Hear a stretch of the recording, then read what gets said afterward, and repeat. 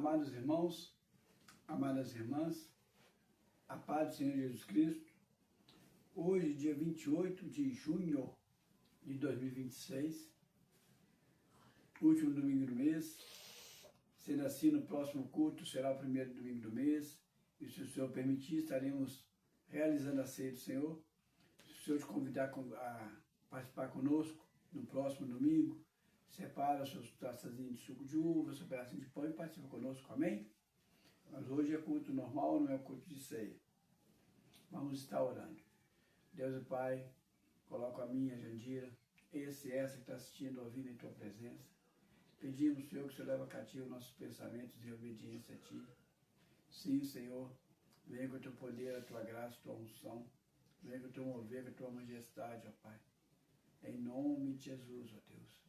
Que a gente possa absorver tudo que o Senhor tem para nós. Sim, ó Deus, leva cativo todo o nosso pensamento e obediência a Ti. Que a gente não venha dispersar, que nada aconteça, ó Deus, para atrapalhar.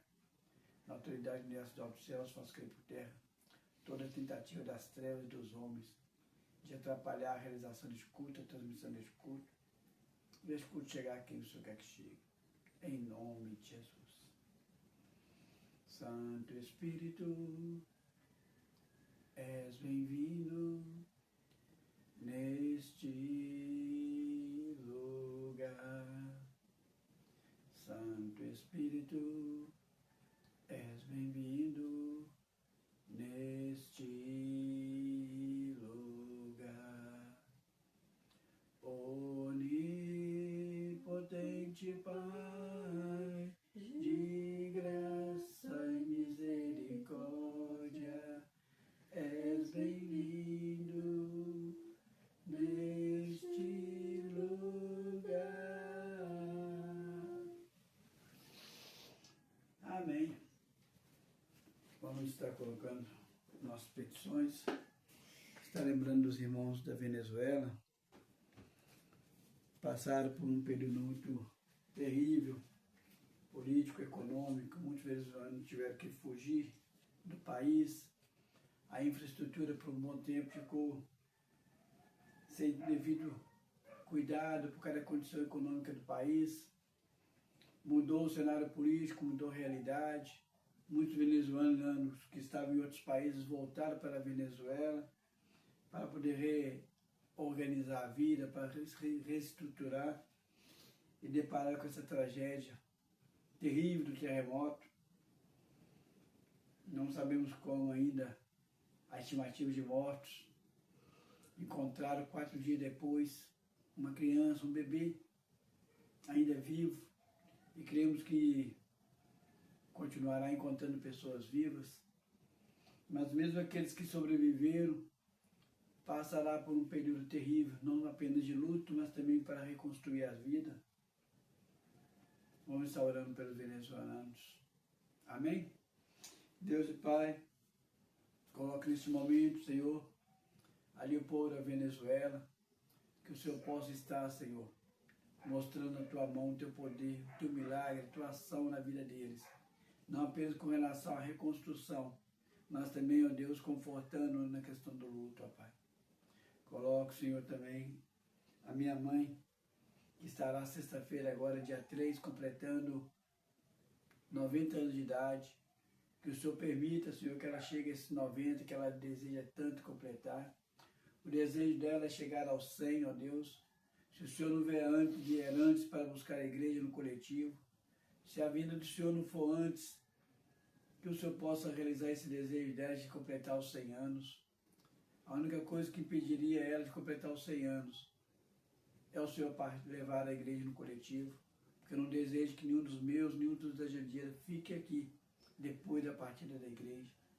Mas enquanto o Senhor não buscar a igreja, que a minha mãe possa ter vida e também vida consciente e com saúde, Senhor, para desfrutar essa vida aqui. É o desejo dela, ó Pai. Que os preparativos, que a festa que vai ser feita na sexta-feira, seja também totalmente movido pelo Teu Santo Espírito. Que nada, absolutamente nada, venha desagradar, atrapalhar ou entristecer o coração dela. Nenhuma má notícia, nada de errado venha acontecer. Mas que possa comemorar, Senhor, com muita alegria, ó Pai. Coloca os pedidos de oração, Senhor, que estão aqui na minha mão direita. Coloca os pedidos de oração que estão nessa caixa que não foi respondido. Coloca cada pedido de oração que está sendo formulado nesse momento por esse e por essa que está assistindo e ouvindo. E eu lhe peço, Senhor, age, responde, opera, segundo o teu querer, segundo a tua vontade, em nome de Jesus. Amém? A mensagem que eu trago agora é o perigo da consciência coletiva. É um perigo muito grande essa tal de consciência coletiva. Eu coloquei aqui, ó, a consciência coletiva se baseia na necessidade, na circunstância, na aparência, no que é visível, no óbvio, na opinião do outro. A primeira aparência que tem, já estão formando consciência.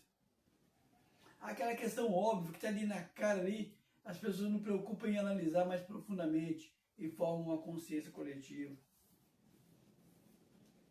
A gente não pode agir e pensar mediante a circunstância, a necessidade, porque a circunstância e a necessidade é passageira. Você tem que ter uma opinião, algo sólido na rocha. Eu falo também que a consciência coletiva não aceita o contraditório. Nós somos livres. Nós também deveríamos ter liberdade de pensamento. E você deveria também ter liberdade de opinar o seu pensamento. Seu pensamento sobre religião, sobre futebol, sobre doutrina, sobre política, sobre tudo. Mas a consciência coletiva não permite. Se você tem uma opinião e uma posição ao contrário, você é rejeitado. Tipo aquele filme lá, a história do Romeu e Julieta, aquela questão dos judeus e os nazistas. De repente a pessoa toma uma raiva dos nazistas, esquece o ser humano que está por trás e quer maltratar todos os alemães.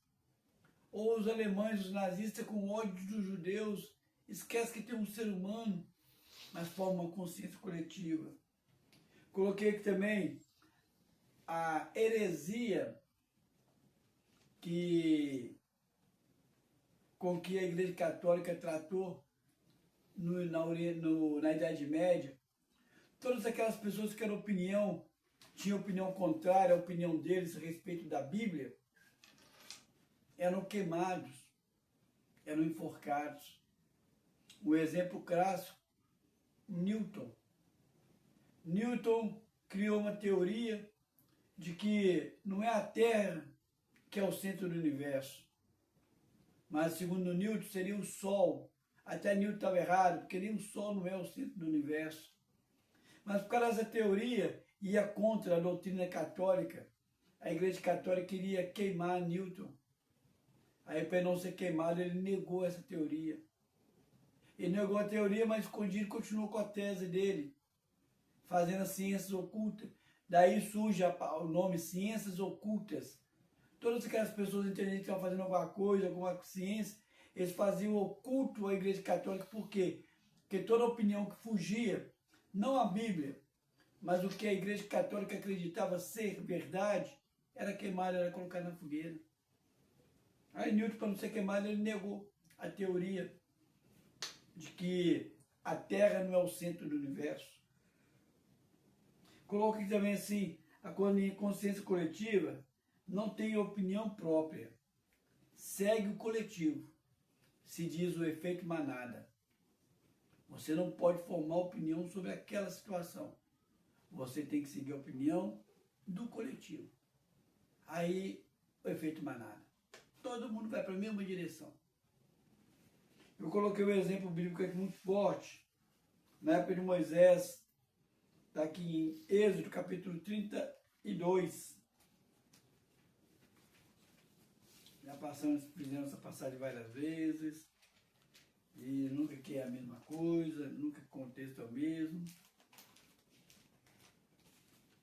32, versículo 1 ao 6, Êxodo 32, diz o seguinte: Mas vendo o povo que Moisés tardava em descer do monte, acercou-se a Arão e lhe disse: levanta-te, faça-se deuses que vão adiante de nós, pois quanto a este Moisés, o homem que nos tirou do Egito, não sabemos o que lhe terá sucedido. Disse-lhes Arão: tirai as argolas de ouro das orelhas e de vossas mulheres, das vossas mulheres, vossos filhos e vossas filhas, e trazei-me. Então todo o povo tirou das orelhas as argolas e as trouxeram a Arão.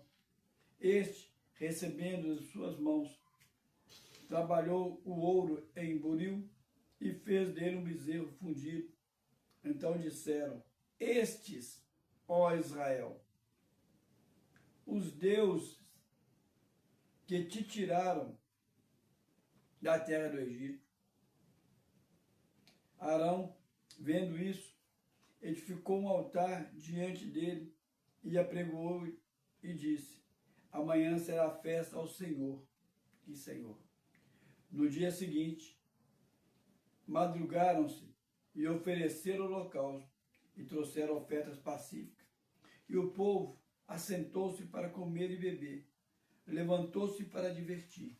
Aí no versículo 31 e 33, versículo 31, tornou Moisés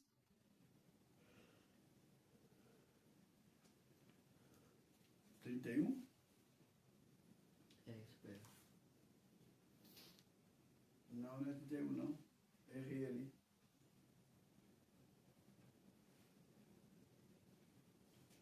Ah não, estou na outra página. Oh meu Deus, pulei de página.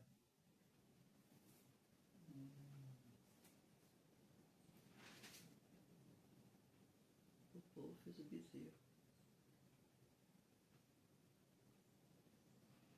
Eu fiz errado. É aqui. É no 21 a 24. Cadê? 21 a 24. No mesmo capítulo 21 a 24. Versículo 32, versículo 21 a 24. Não é 31, é 21. Depois perguntou Moisés a Arão: que te fez este povo, para que trouxesse sobre ele tamanho pecado?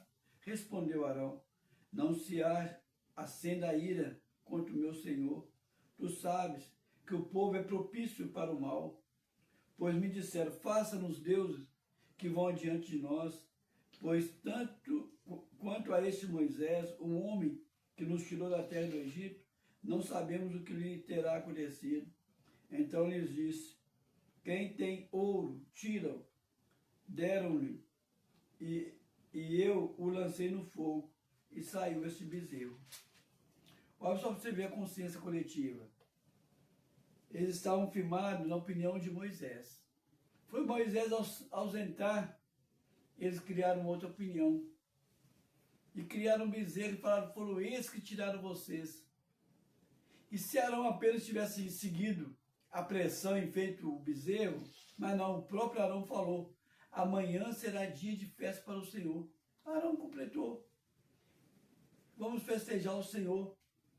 Criou-se rapidamente uma consciência coletiva. Uma outra opinião também formada também, muito forte, está aqui em Atos. Atos capítulo 19. Atos capítulo 19, do versículo 23 a 41. Atos 19, 23.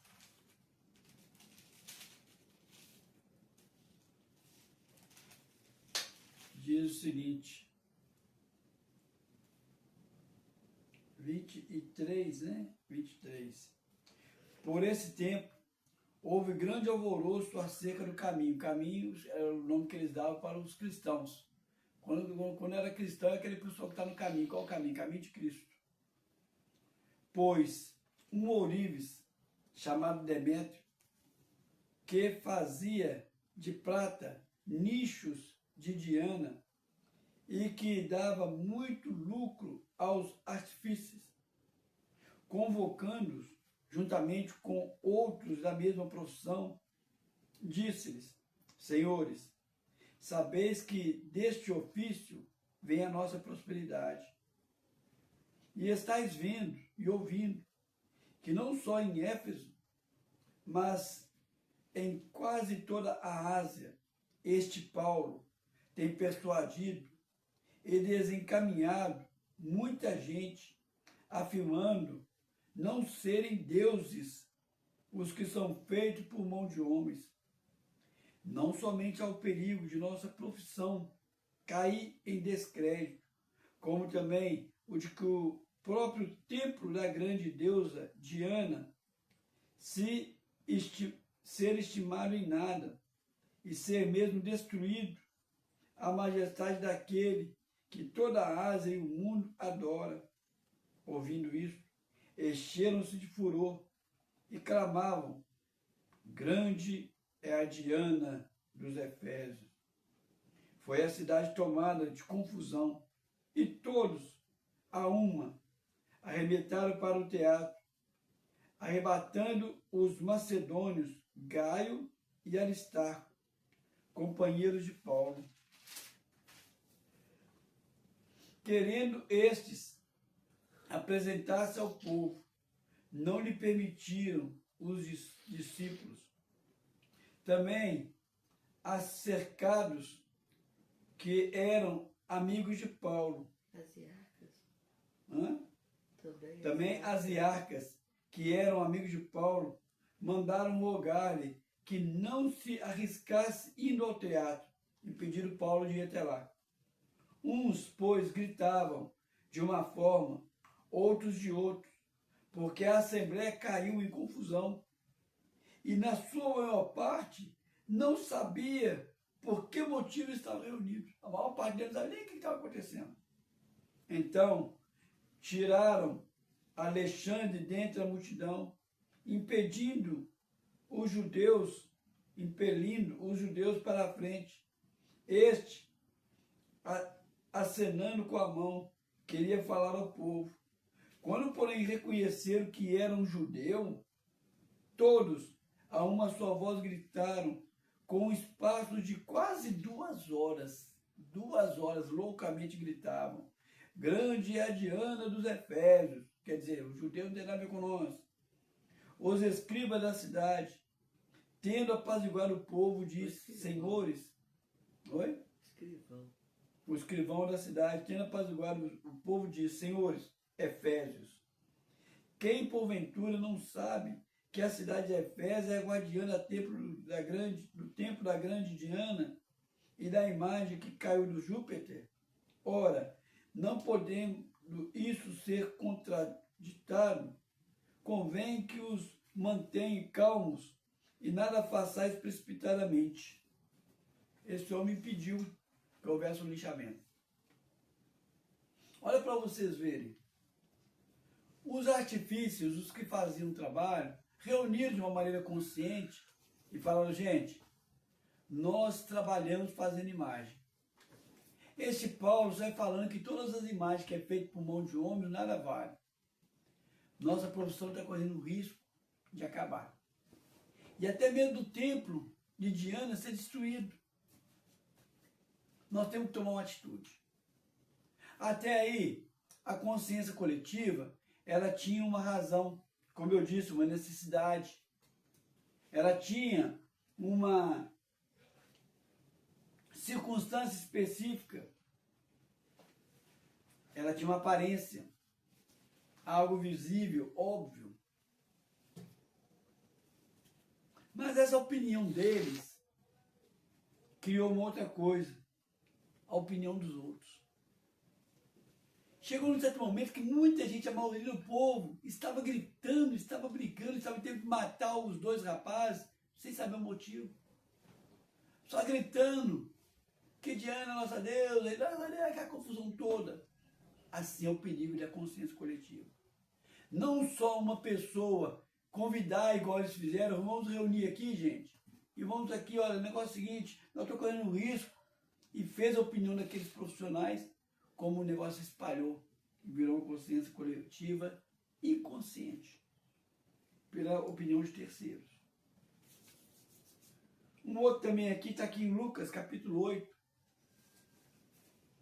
já algo que aconteceu com Jesus, em Lucas, capítulo 8, versículo 35 a 39. 8, 35 a 39. Lucas 8. Lucas 8, 35 a 39. Diz o seguinte. Alguns falam que é Gerazenos, outros falam Gadarenos, que é o povo da região. Então saiu o povo para ver o que se passara, e foram ter com Jesus. De fato, acharam um homem de quem saíram os demônios, vestido, em perfeito juízo, assentado aos pés de Jesus, e ficaram tomados de terror. E algumas pessoas que tinham presenciado os fatos contaram-lhe também como fora salvo o endemoniado. Todo o povo da circunvizinhança dos Gerazenos rogaram-lhe que se retirassem deles, pois estavam possuídos de grande medo. E Jesus, tomando de novo o barco, voltou. O homem de quem tinha saído o demônio rogou-lhes que lhes deixasse estar com ele. Jesus, porém, o despediu, dizendo: volta para casa e conte aos teus tudo o que Deus fez por ti. Então foi ele, anunciando por toda a cidade todas as coisas que Jesus lhe tinha feito. Mais uma vez aqui. Jesus liberta um homem. Mas no momento que liberta o homem, morre uma quantidade muito grande de porcos. O povo foi lá e contou para o pessoal chegou e viu aquele homem ali. Mas eles criaram uma consciência coletiva. Por quê? Porque eles viviam do comércio de porcos.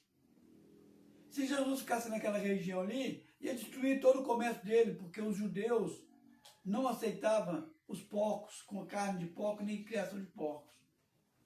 Unânime, eles pediram para que o Messias, eles pediram para aquele que realizou o milagre, sair da terra deles. E não foi um homem só não. No versículo fala que a cidade toda saiu. Outros falam que a circunvizinhança, o povo, não é apenas uma pessoa, mas uma consciência coletiva. Eles disseram não para Jesus e mandou Jesus embora.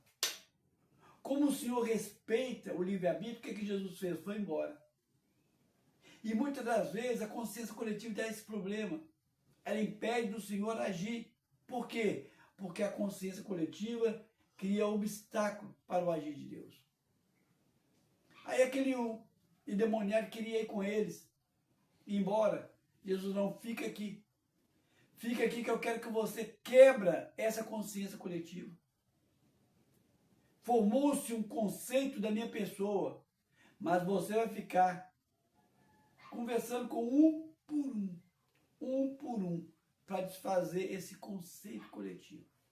Porque a consciência coletiva é uma bolha, ela impede o agir de Deus. Por que ela impede o agir de Deus? Porque Deus respeita o livre-arbítrio. O diabo não. O diabo, pelo contrário, ele pega a consciência coletiva, segue as pessoas e muda a consciência coletiva para aqui, muda a consciência coletiva para ali, porque o diabo ele gosta desse efeito manada. Ele ilude e cria, mas Deus não. Deus ele gosta da verdade. Deus gosta de trabalhar na raiz. Aí deixou aquele homem lá para quê? Para que através de um por um ele fosse quebrando essa consciência coletiva.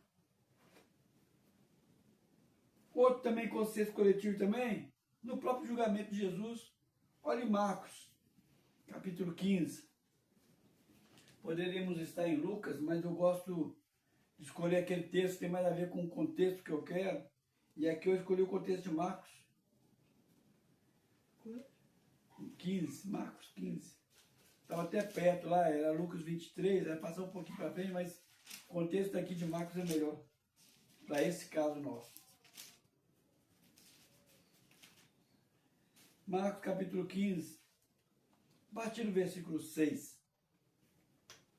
Ora, na ocasião da festa, era costume soltar ao povo um dos presos, qualquer que lhe pedisse. Havia um, chamado Barrabás, preso com amotinadores, os quais em um tumulto haviam cometido um homicídio. Vendo a multidão, começou a pedir que lhes fizesse como de costume.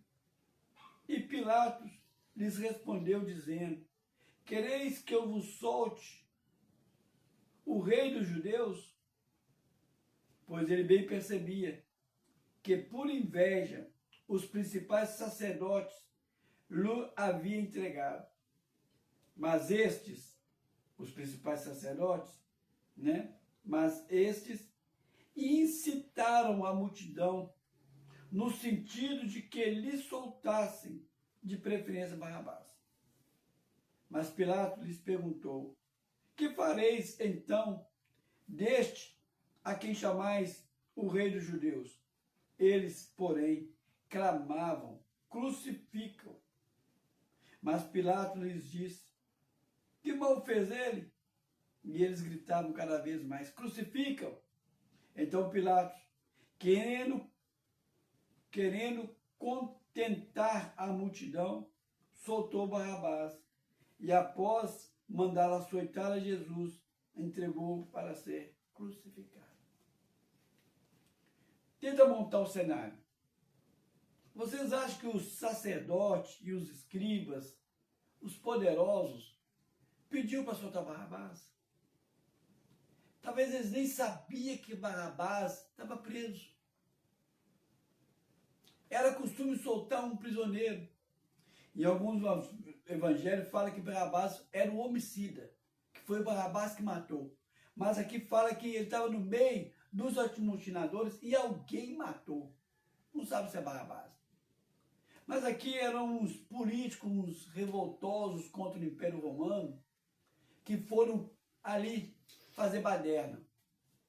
E por esse motivo, ele foi preso, e porque morreu alguém, além de ser condenado pela mutinação, estava sendo condenado como homicida. Sendo ele ou não, digno de morte. Olha só o cenário. Os principais sacerdotes não sabiam que Barrabás estava preso, mas os amigos de Barrabás sabiam.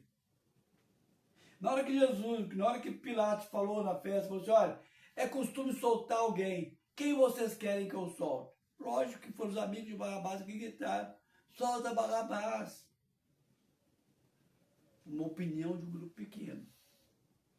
Aí, de uma maneira astuta, de uma maneira bem indutora, os principais sacerdotes instigaram essa opinião.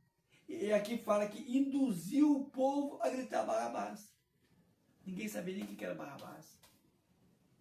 E o pior, muitos deles não sabiam nem quem era Jesus. Aí você fala: como é que não sabia quem era Jesus, sendo que a fama de Jesus corria para todo lado, ninguém conhecia Jesus. Tanto é que quando Jesus foi preso, eles precisavam que alguém que conhecesse Jesus contasse quem era ele. Aí pagaram Judas, para Judas apontar aquele que é Jesus. Por quê? Porque eles eram um pouquinho parecidos. Ou o milagre que Jesus fazia, estava no meio da multidão. Tinha gente que viu Jesus lá longe, nem sabia quem era ele direito. Quando Jesus curou um cego, os sacerdotes falaram assim: quem te curou? Eu falei: não sei, não conheço. Ai, não conhece? Não conheço. Aí Jesus encontrou com ele depois de novo, falou assim: olha lá, ó, é aquele lá. Aí souberam que era Jesus. E quando a pessoa falou assim: Jesus era conhecido para que não. A fama de Jesus era conhecida em tudo que é lugar. A fama. Mas a pessoa de Jesus não. Então, quando apresentaram Jesus ali, grande parte da multidão não sabia que aquele homem que estava sendo condenado era o homem que eles esticaram um montão de ramos e gritaram: Hosana, vem aquele que... Por quê? Porque a multidão, no efeito coletivo, começaram a glorificar a vinda de Jesus como o grande rei. E essa mesma multidão, no efeito coletivo, começou a gritar, crucificam. Sem saber o porquê. Nem conhecia quem era Jesus, nem conhecia quem era Barrabás. Os amigos de Barrabás sabiam e falou, solta Barrabás. Os sacerdotes, os principais e os sumos sacerdotes, os escribas, sabendo de que tinha um grupo gritando Barrabás, não sabia quem que era, e começou, Barrabás, Barrabás. Aí o que a coletivo faz? Solta Barrabás. E o que a gente faz com esse aqui? Crucificam, um gritou. Aí o outro do outro lado crucificam, o outro do outro lado crucificam. Aí a consciência coletiva vai e grita o quê? Crucifica. O que é que Pilatos faz? Falou nesse texto? Para apaziguar a multidão. Para satisfazer o desejo coletivo. Soltou Barrabás e mandou crucificar Jesus após açoitá-lo. Consciência coletiva tem esse perigo. Mas onde começa essa tal dessa consciência coletiva? O início dela, como é que parte? Vamos lá em Gênesis, capítulo 3. Olha uma origem da consciência coletiva. Um versículo que a gente sempre vai e vem, mas sempre com conotação diferente. Capítulo 3, versículo 1 a 6. Olha a consciência coletiva sendo formada. E muitas das vezes nós vamos associar a consciência coletiva ao mundo espiritual. Mas você pode levar ele para o mundo material, para o dia a dia. Mas a serpente, mais sagaz que todos os animais selváticos, sagaz que todos os animais selváticos, que o Senhor Deus tinha feito, disse à mulher, é assim que Deus disse? Não comerás de toda a árvore do jardim? Respondeu a mulher, do fruto das árvores do jardim podemos comer. Mas do fruto da árvore que está no meio do jardim, disse Deus, dela não comereis, nem tocareis nela, para que não morrais. Então a serpente disse à mulher, é certo que não morrerás, porque Deus sabe que no dia em que dele comer, se vos abrirão os olhos, e como Deus, sereis conhecedores do bem e do mal. Vendo a mulher que a árvore era boa para se comer, agradável aos olhos, e árvore desejável para dar entendimento, tomou-lhe do fruto e comeu. E deu também ao marido, e ele comeu. Aqui nessa passagem mostra Adão tão inocentezinho. Parecia que estava dormindo. Pegou e pôs a maçã, não é maçã, né? A fruta na boca de Adão. Aí ela foi e começou a mexer na boca de Adão para Adão dormindo, mastigar e comer. Dá a entender isso? Ela deu o marido e ele comeu. Mas você vê aqui o início de uma formação de uma consciência coletiva. O diabo, na pessoa da serpente, dirigiu-se à mulher. A mulher dirigiu-se a Adão. E assim formou uma consciência coletiva. Aqui no lado espiritual, você vai ver muito isso. Não vamos levar para o lado espiritual, você pode levar para o lado prático. Uma pessoa conta um fato, aí passa para outro. E como diz o ditado, né? Um caso contado sempre é esticado. Aumenta-se o rabo do macaco. Aí vai se formando uma consciência coletiva. Aconteceu aqui. Do diabo para a mulher, da mulher para Adão. Um outro exemplo da consciência coletiva está aqui, em Gênesis capítulo 11.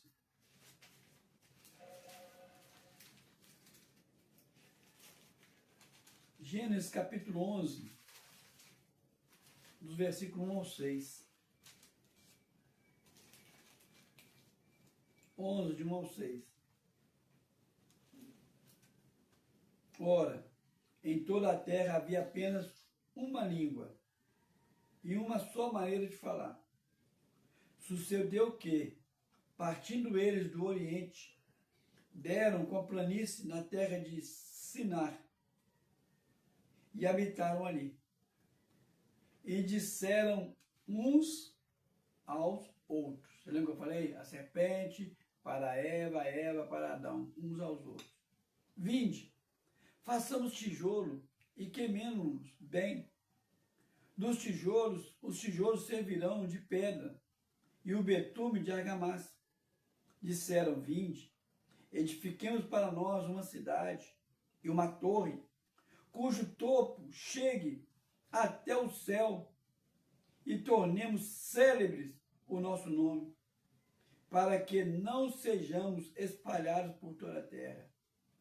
Então desceu o Senhor para ver a cidade e a torre que os filhos dos homens edificaram.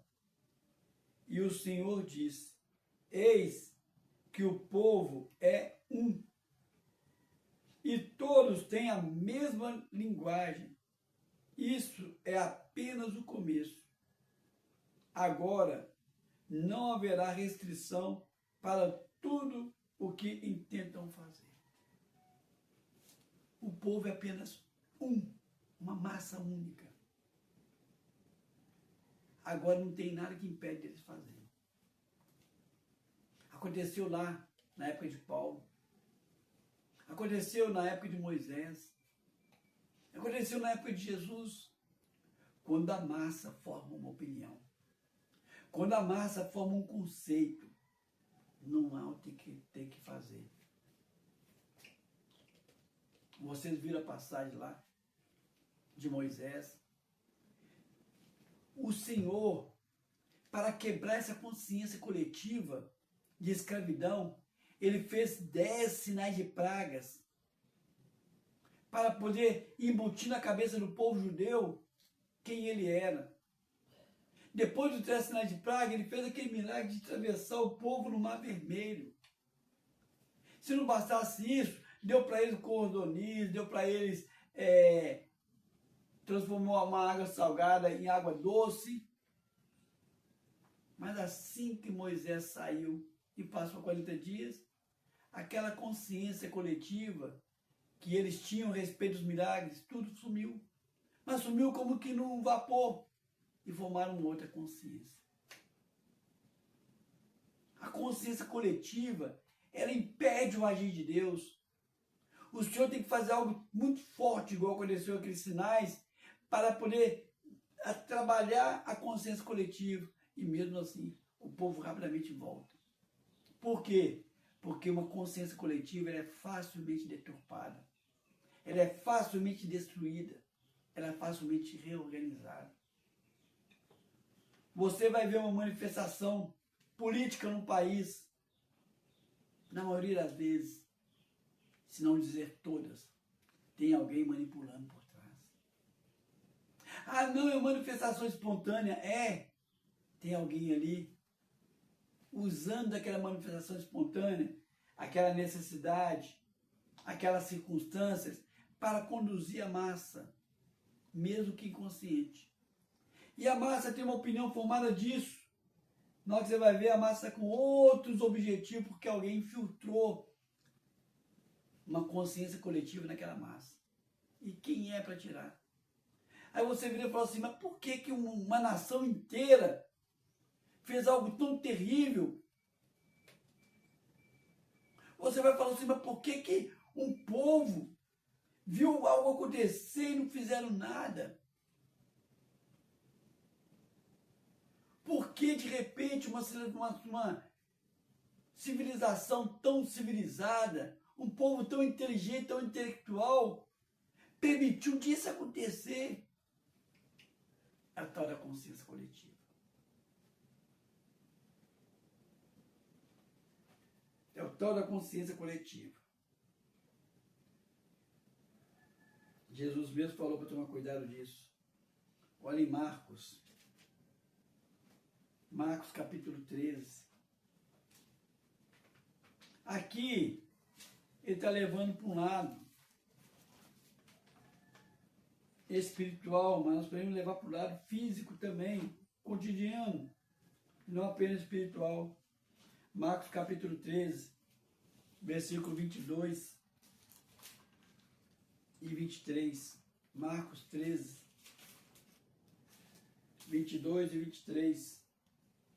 O Senhor diz o seguinte: pois surgirão falsos cristos e falsos profetas, operando sinais e prodígios, para enganar, se possível, os próprios eleitos, os escolhidos. Aqui está dizendo que tem aquelas pessoas que o Senhor trabalhou eles, pessoalmente, até os próprios discípulos, pessoas que foram eleitos, escolhidos, foram bem trabalhados, e o diabo ia fazer o possível para poder enganar, se possível, os eleitos. Você tira a palavra eleita, aqui você vai falar com alguns inteligentes, os de faculdade, os cultos, as pessoas de família nobre, as pessoas bem dotadas, sábias. Você coloca o eleito aqui no dia a dia para um montão de coisa. Aí o pessoal vê o fulano e fala assim: ah, aquele tem essa opinião, aquele é muito sábio, eu vou seguir a opinião dele. Mas mal sabe que até um sábio pode entrar numa consciência coletiva. Até o inteligente, até aquele que tem um curso de faculdade, pós-graduado, bacharelado, e um montão de faculdades 1000, até aquele empresário bem conceituado, ele pode entrar na manobra da consciência coletiva. E Jesus falou que o diabo ia trabalhar para enganar, se possível, os próprios eleitos. Olha para você ver que ele fala aqui, no mesmo contexto, em 2 Coríntios, para enganar os próprios eleitos, o diabo faria de tudo.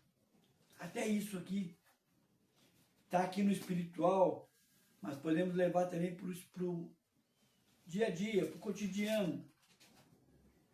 Olha para você ver aqui, 2 Coríntios, capítulo 11. 2 Coríntios, capítulo 11, dos versículos 13 ao 16, 13 ao 15.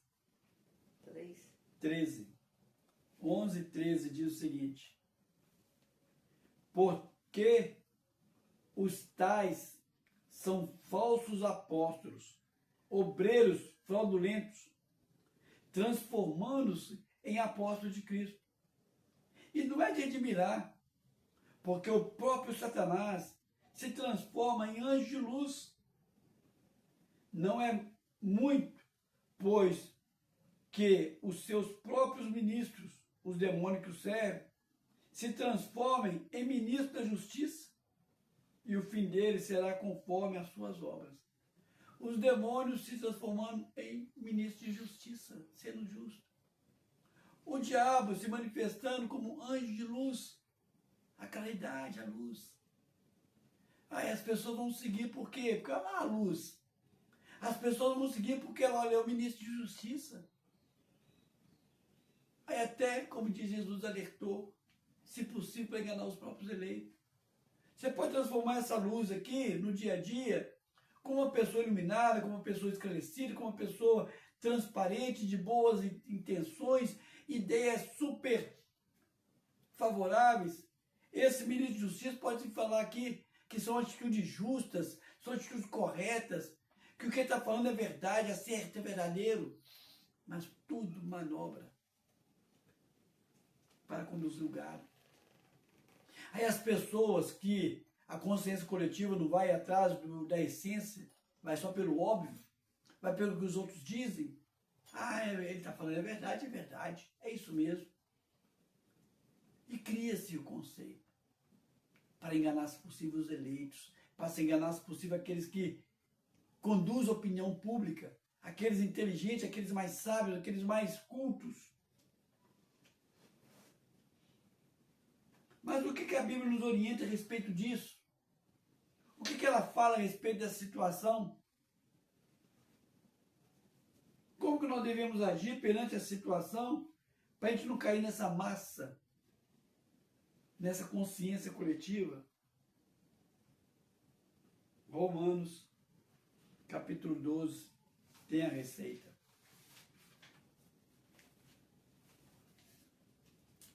Romanos capítulo 12, versículos 1 e 2. Tem a receita. Diz o seguinte, Romanos 12, 1 e 2.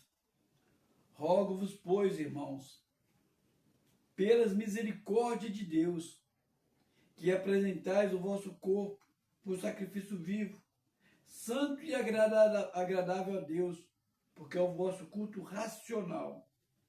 E não vos conformeis com este século, mas transformai-vos pela renovação da vossa mente, para que experimentais qual seja a boa, agradável e perfeita vontade de Deus. Primeiro, não vai pela circunstância, não vai pela necessidade. Apresentai o vosso corpo como sacrifício vivo, santo e agradável. Nem sempre vai ser fácil você ir contra a opinião da massa. Você ir contra a consciência coletiva. Você vai estar se apresentando como um sacrifício vivo, algo opcional. Você vai decidir e é um sacrifício. É o vosso culto racional. Por que racional? Você não pode seguir a massa de manobra. Você pode até fazer algo que o coletivo faz, porque você percebe que o coletivo está fazendo algo correto.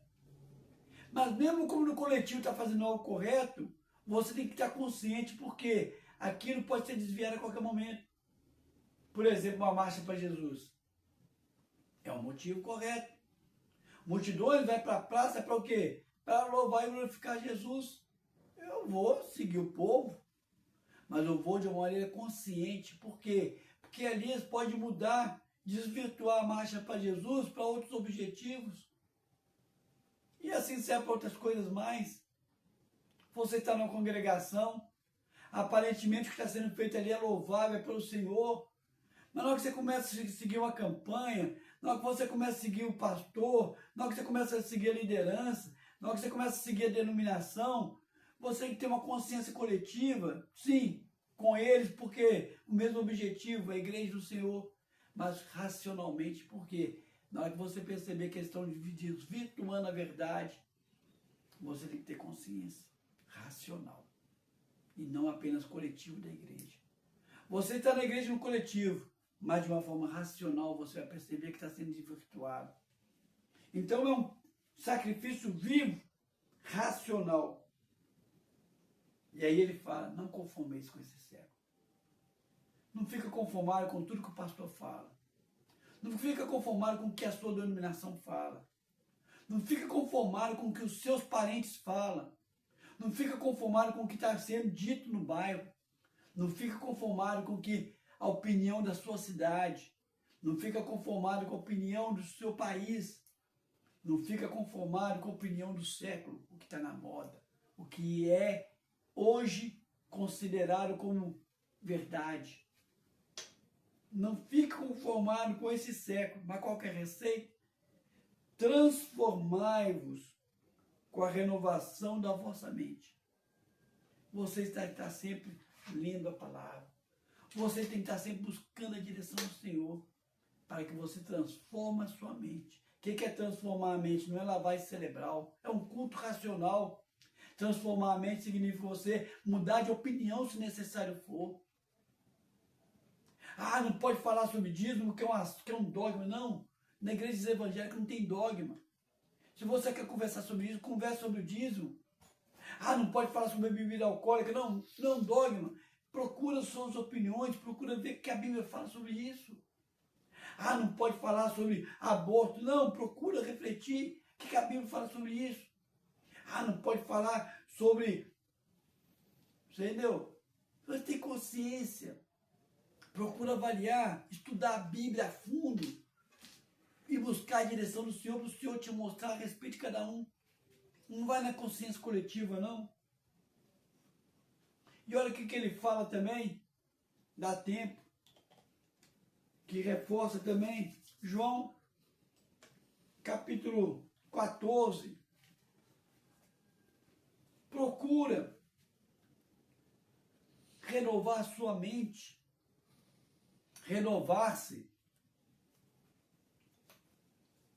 através da renovação da sua mente, buscando a verdade.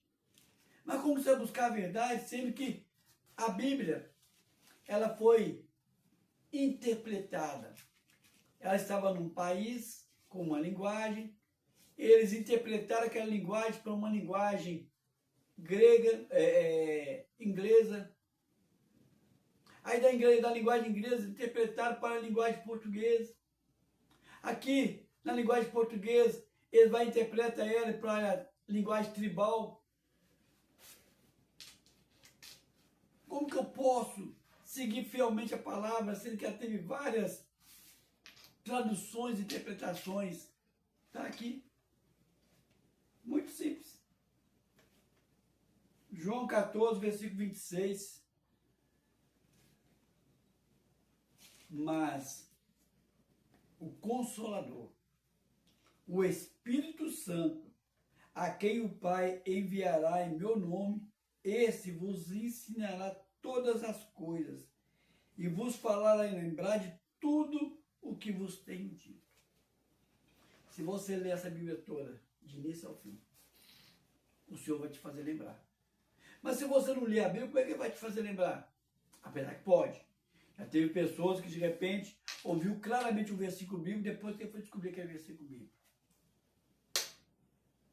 Claramente. Ele pode fazer lembrar algo que você nem lembrou. Mas a via de regra, você vai ler a Bíblia toda. No momento certo, o Senhor vai te fazer lembrar aquele texto. Ah, mas eu não sei ler a Bíblia. Eu não sei ler. A Jandira tem uma tia que... Hã? Tia. O que eu falei? Tia. A Jandira tinha uma tia que não sabia ler. O que a tia dela fez? Falava todos os versículos bíblicos, sabia todos os versículos bíblicos de ouvir no púlpito. De ouvir, ela sabia. A escrita nem sempre existiu. O que o povo fazia? Eles contavam de pai para filho, verbalmente, os 10 mandamentos, as passagens bíblicas, os acontecimentos. Aí o filho passava para o filho, que passava para o filho, assim que era passado a mensagem do Senhor. Não existe barreira. Você pode ser culto, inculto, você pode ser letrado ou analfabeto. Qualquer um pode conhecer a palavra. E o Espírito Santo vai te fazer lembrar. Mas se fosse só lembrar, tudo bem, mas não. Ele vai te ensinar. Um único versículo. Tem uns entrelinhas. Falei aqui, na consciência coletiva, o pessoal vai no óbvio. A Bíblia não pode ser seguida pelo óbvio. A Bíblia tem que primeiro orar a Deus. Pede a Deus perdão dos pecados. E pede, Senhor, o Senhor fala comigo. O Senhor vai te falar num único versículo várias coisas. Por quê? Porque a Bíblia está cheia de entrelinhas. Mas essas entrelinhas, ela vai ser explicada pelo Espírito Santo. Jesus falou o seguinte, olha, eu não vou poder fazer isso tudo. Olha só para você ver aqui. Capítulo 16, João 16. João 16, para encerrar, vai ser o último versículo. Olha o que Jesus falou. João 16, versículo 7 a 23. Não, a 13. Mas eu vos digo a verdade. Convém que eu vá. Porque se eu não for, o Consolador, que é o Espírito Santo, não virá para vós outros. Se eu for, eu vos enviarei. Quando ele vier, convencerá o mundo do pecado, da justiça e do juízo. Do pecado, porque não creram em mim. Da justiça, porque vou para o Pai, e não me vereis mais. Do juízo, porque o príncipe deste mundo já está condenado. Já está condenado. Tenho ainda muitas outras coisas a dizer, mas vós não podeis suportar agora. Quando vier, porém, o Espírito da verdade, que é o Espírito Santo, ele vos guiará a toda a verdade, porque não falará por si mesmo, mas dirá tudo o que tiver ouvido, e vos anunciará as coisas que hão de vir. O Espírito Espírito da verdade. Eu fiquei horrorizado com isso. Eu presto a Bíblia, que a minha aqui, ela tem alguns dizeres, vai ficar um pouquinho diferente. Eu era católico praticante, grupo jovens, 10 anos, nós conhecíamos muita coisa, nós éramos entendedores, nós éramos os bambambãs sobre o Evangelho, sobre Deus e tudo mais e tal, e nós sabíamos de tudo. Mas eu fiquei horrorizado. Nós temos que ler a Bíblia todinha. Só que, da Bíblia todinha, Velho Testamento, as cartas paulinas, carta de Pedro, carta de Judas, de Tiago, de João, do lado de lá. O Evangelho é só isso aqui. Jesus, aqui em carne, só isso aqui. Só que tem um detalhe, foram 4 evangelistas. Todos os 4 evangelistas falaram a mesma coisa. Um esticou um pouquinho aqui, outro esticou um pouquinho ali, mas o menor evangelho, que é o de Marcos, que fala da essência, é só isso aqui. Então quer dizer que desse montinho aqui que eu te falei, que eu separei aqui, de toda a Bíblia, a este montinho aqui, ficou-se isso aqui, olha só. Aqui, ó, na hora que eu jogar no chão, ó, só isso. Só isso aqui que é o ensinamento de Jesus, quando ele veio aqui em carne. E ele falou o seguinte, eu não posso esclarecer para vocês toda a verdade agora, porque eu não porei suportar. Incrível, né? O que ele estava querendo dizer aqui? O Espírito Santo vos guiará, vos ensinará, vos fará lembrar. E depois que Jesus partiu, quem mais escreveu cartas, quem mais ensinou com profundidade foi Paulo. Paulo falou coisas profundas do mundo espiritual, ensinamentos profundos. Aí você vê Paulo falando certas bobagens. Paulo, certa feita, fala o seguinte assim, olha, é proibido da mulher falar em público.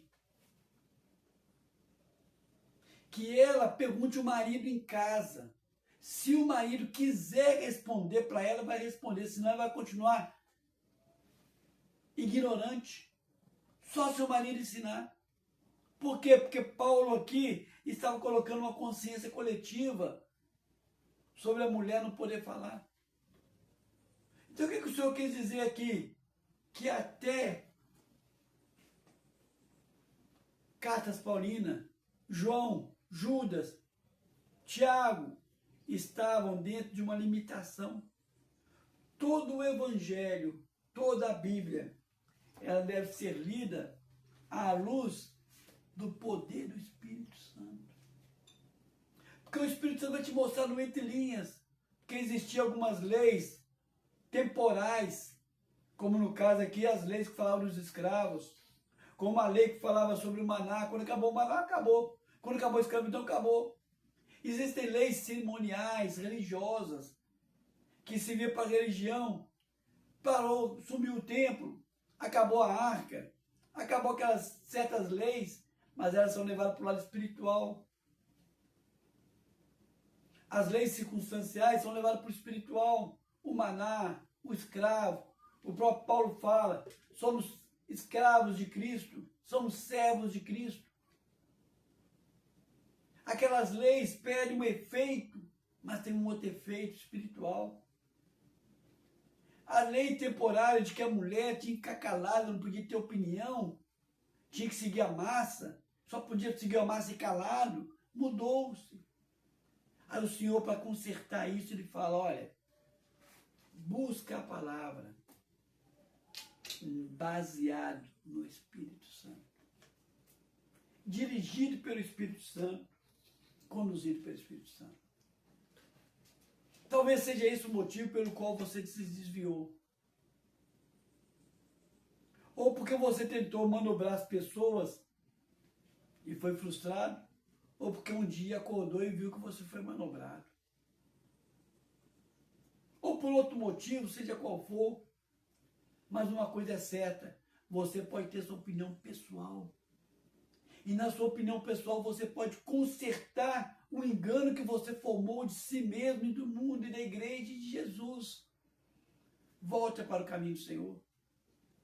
Deixe Ele consertar você e deixa Ele conduzir a sua vida e não a opinião geral. Ora após mim dizendo, eu reconheço que muitas vezes contemplei a circunstância, contemplei o pecado dos meus irmãos, contemplei os meus próprios pecados. Não entendi o teu propósito e afastei de ti. Arrependido eu volto. Peço que o Senhor volte a ter comunhão comigo e me ajude a voltar a ter comunhão com meus irmãos, em nome de Jesus. Amém? Agora me dirijo a você que não aceitou Jesus como Senhor Salvador, para que você venha a ter uma renovação da sua mente, para que você faça um culto racional, consciente, para que você faça um sacrifício vivo, para que você possa entender, obedecer e ter comunhão com o Espírito Santo, para que você possa buscar o entre-linha da palavra e do mundo espiritual. Você precisa aceitar Jesus. Jesus falou uma feita, errais por não conhecer as Escrituras e nem o poder de Deus. Você não pode ficar preso só nas Escrituras e não pode ficar preso só no poder de Deus. Porque muitas pessoas achando que está seguindo o poder de Deus, está caminhando em heresia. Por quê? Porque não pega o poder sobrenatural e baseia na palavra. Mas tem outras pessoas que só ficam na letra e ignoram o mover do Espírito Santo. E fica na tradição que não, e não deixa o Espírito Santo agir. Aí Jesus falou assim, olha, vocês estão errando, porque vocês não estão conhecendo as Escrituras e nem o poder de Deus. Para você conhecer a Escritura e o poder de Deus, você tem que aceitar Jesus como o Senhor Salvador. Então, ora comigo dizendo, eu vou falar meu nome, você diz o seu. Eu, Carlos, você diz o seu nome. Reconheço que muitas vezes, por pensamento, por palavra, por atitude e até por omissão, entristeci o coração de Deus. Por isso, peço perdão. Também reconheço que eu não consigo conduzir minha própria vida, como foi dito aqui. Eu não quero ser gado de manobra. Eu quero ter uma comunhão com o Senhor. Por isso eu coloco a mim, todos que eu amo, tudo que eu tenho, em tuas presenças, para o Senhor fazer o que o Senhor bem quiser. E eu peço que o Senhor escreva meu nome no livro da vida. E a partir de agora, de uma maneira consciente, num culto racional, eu reconheço Jesus como meu único e suficiente Senhor e Salvador. Amém? Vou orar por vocês agora. Deus e Pai, coloco esse e essa que aceitou o Senhor como Senhor e Salvador. Esse e essa que voltou para os caminhos do Senhor. Coloque em tua presença e peço, faça uma obra maravilhosa na vida deles, Senhor.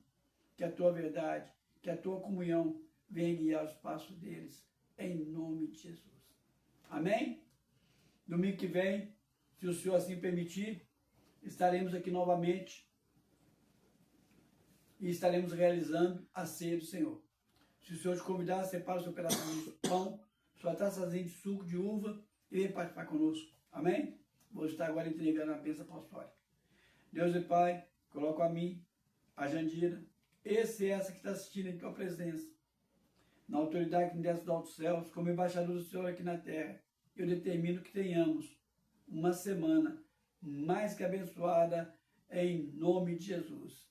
Amém, amém e amém.